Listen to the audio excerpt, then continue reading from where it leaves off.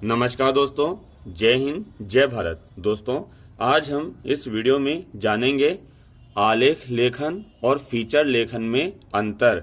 इससे संबंधित वीडियो मध्य प्रदेश की बोर्ड व लोकल परीक्षाओं में पूछा जाता है, कक्षा 11वीं में और 12वीं में, और सीबीएसई की बोर्ड व लोकल परीक्षाओं में भी पूछा जाता है। इसलिए आपको ये वीडियो ध्यानपूर्वक देखना चाहिए। एक तरफ मैंने लिख रखा है आलेख लेखन और एक तरफ लिख रखा है मैंने फीचर लेखन। तो हम देखते हैं सबसे पहला बिंदु। आलेख गंभीर अध्ययन पर आधारित होता है। यह प्रामाणिक रचना होती है, यानी कि जो आलेख का विषय होता है वो गंभीर होता है और गंभीर अध्ययन पर आधारित होता है। यह एक प्रामाणिक रचना होती है।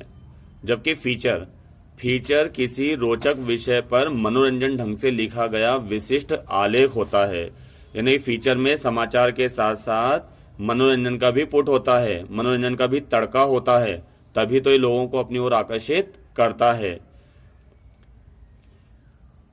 ठीक है ना। यह मनोरंजन ढंग से तथ्यों को प्रस्तुत करने की कला है। यानी कि मनोरंजन ढंग से तथ्यों को प्रस्तुत करने की क्या होती है, कला होती है, ताकि लोगों को ये फीचर पढ़ना नीरस ना लगे। ठीक है ना। दूसरा है आलेख में विषय पर तथ्यात्मक, विश्लेषणात्मक एवं विचारात्मक जानकारी होती है। यानी कि आलेख में विषय पर तथ्यात्मक जानकारी यानी कि सबूतों के अनुसार, विश्लेषण के अनुसार तथा विचारों के अनुसार जानकारी होती है। काय में, आलेख में।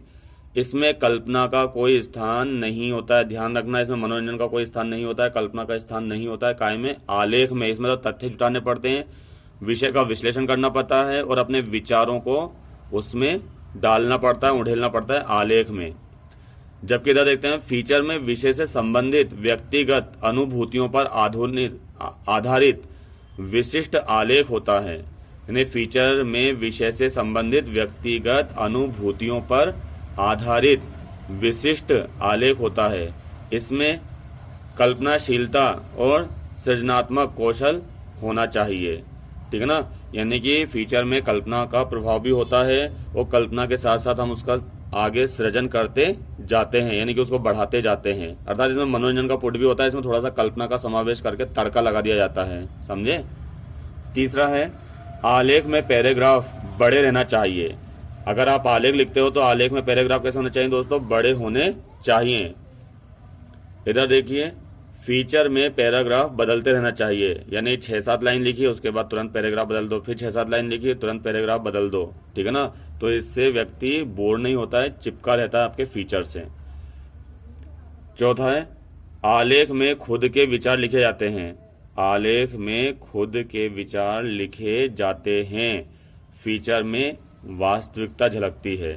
ठीक है ना। आलेख में तो क्या होता है दोस्तों, खुद के विचार लिखे जाते हैं। जैसे भारतीय गायिकाओं में बेजोड़ लता मंगेशकर, गद्य कौन सी विधा, ये आलेख है। ठीक है ना। तो इसमें लेखक ने, कुमार गंधर्व ने अपने खुद के विचार लिखे हैं। जबकि फीचर में तो वास्तविकता झलकती है। ये जो फीचर के विषय होते हैं ये आपकी आंखों के सामने घटित होते हैं, फिर उसके बाद आप उसमें तड़का लगाते हो मनोरंजन का। ठीक है ना। उम्मीद है आज का वीडियो को पसंद आया होगा, समझ भी आया होगा। धन्यवाद।